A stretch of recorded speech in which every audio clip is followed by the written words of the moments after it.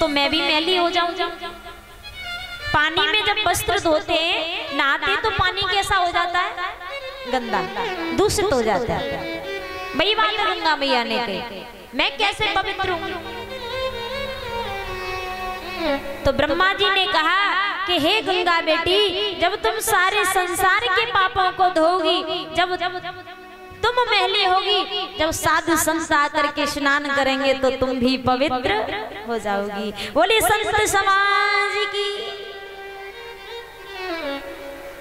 महाराज गंगा मैया ने कहा भागीरथी से कि बेटा ऐसा बलधारी तैयार कर जो मेरे वजन को सहन कर सके। तो भोले बाबा के अलावा ऐसा कोई बलधारी नहीं था जो गंगा को धारण कर पाता। भागीरथ ने शिव जी का ध्यान लगाया, शिव जी प्रकट हुए। शिव जी ने क्या किया कि गंगा को अपनी जटाओं में स्थान दे दिया। अब गंगा को ना अपनी सुंदरता पे, अपनी पवित्रता पर ज्यादा अहंकार था। अब देखो अहंकार जिसने किया भगवान ने उसका अहंकार तोड़ा।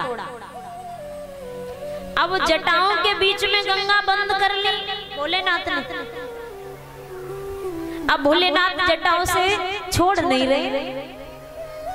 भागीरथ रोने लगे, हाथ जोड़ के बोले प्रभु अगर आपने गंगा को नहीं छोड़ा तो मेरे पूर्वजों का उद्धार होने वाला नहीं।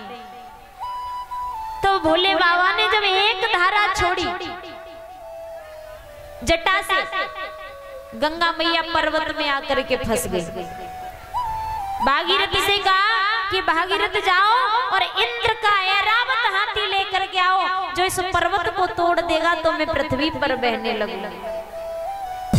भागीरथ पहुंचे, दौड़ करके इंद्र के पास में ऐरावत से कहा चलो। ऐरावत कहने लगा ऐसे नहीं तोड़ूंगा। देखो अगर आप किसी पड़ोसी के घर में एक चीज मांगने के लिए जा रही हो ना माता, तो कल पड़ोसी को भी काम पड़ेगा, वो भी मांगने आएगा। आएगा या नहीं आएगा? आएगा। अब ऐरावत कहने लगा मैं नहीं तोड़ूंगा, ऐसे मेरी कुछ शर्त है। भागीरथ बोले क्या शर्त है? तो ऐरावत कहने लगा अगर गंगा हमसे शादी कर लेवे, हाथी कह रहा है इंद्र का कि अगर गंगा हमसे शादी कर ले तो हम पर्वत तोड़ देंगे। अब भागीरथ लौट के गंगा मैया के पास आए, गंगा मैया को बताया। गंगा मैया ने कहा ठीक है, अगर ऐरावत मेरी प्रथम धारा में खड़ा रहे बहे ना तो मैं शादी कर लूंगी। अब ऐरावत आया बड़े अहंकार में।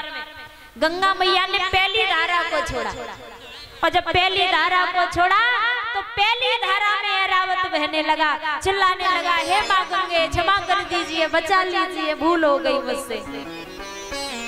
गंगा मैया ने अपनी धारा को समेट लिया, पर्वत को तोड़ा।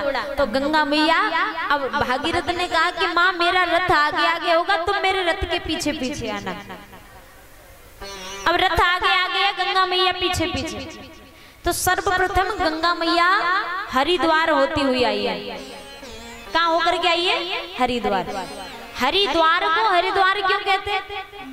क्योंकि वहां पर श्री हरि विष्णु भगवान के पादुका है। पादुका मतलब चरण बने हुए, और गंगा मैया विष्णु भगवान के चरणों की सेविका है, दासी है। तो भगवान के चरणों को पखारती हुई गंगा मैया जब जा रही है तो रास्ते में जिनऊ ऋषि का आश्रम मिला, और जब जिनऊ ऋषि का आश्रम मिला तो भागीरथ ने सोचा कि मैं जा रहा हूं, क्यों ना जिनऊ ऋषि से मिलता चलूं। और उस समय जिनऊ ऋषि के आश्रम में यज्ञ हो रहा था। जब जिनऊ ऋषि से मिलने के लिए भागीरथ आश्रम में प्रवेश करते हैं तो गंगा मैया भी आश्रम में प्रवेश कर जाती हैं, और जिनऊ ऋषि का यज्ञ खंडित हो जाता है। बोलिए गंगा मैया